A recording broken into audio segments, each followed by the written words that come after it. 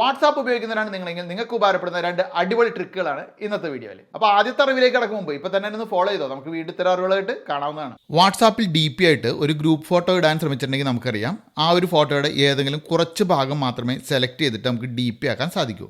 കുറച്ച് പേരെങ്കിലും നമുക്ക് ഒഴിവാക്കേണ്ടി വരും. എന്നാൽ ഫോട്ടോ AI എന്ന സൈറ്റിലെ AI ഇമേജ് എക്സ്റ്റൻഡർ എന്നതെടുത്തിട്ട് അതിൽ അതേ ചിത്രം അപ്ലോഡ് ചെയ്തിട്ട് താഴെ സ്ക്വയർ ഫോർമാറ്റ് സെലക്ട് ചെയ്താലേ ഇതുപോലെ ഭംഗിയായിട്ട് അത് സ്ക്വയർ ആക്കി കിട്ടും. ആരെയും ഒഴിവാക്കാതെ തന്നെ നമുക്കത് DP ആക്കാം. എത്ര നല്ല DSLR ക്യാമറ ഉപയോഗിച്ചെടുത്ത ചിത്രമാണെങ്കിലും വാട്സാപ്പിൽ അത് സ്റ്റാറ്റസ് ആക്കിയാൽ അതിൻ്റെ ക്വാളിറ്റി തീരെ മോശമായിരിക്കും. അപ്പോൾ അതിനൊരു പരിഹാര മാർഗ്ഗം ഇതാ. സ്റ്റാറ്റസ് ആക്കേണ്ട ഫോട്ടോ സ്വന്തം ചാറ്റ് വിൻഡോയിലേക്ക് സെൻഡ് ചെയ്യുക. ഇതുപോലെ HD ക്വാളിറ്റി സെലക്ട് ചെയ്തതിന് ശേഷമേ സെൻഡ് ചെയ്യാവൂ. ഇനി സെൻഡ് ചെയ്ത ആ ഒരു ചിത്രം ഫോർവേഡ് സെലക്ട് ചെയ്തിട്ട് സ്റ്റാറ്റസിലേക്ക് ആഡ് ചെയ്യുക.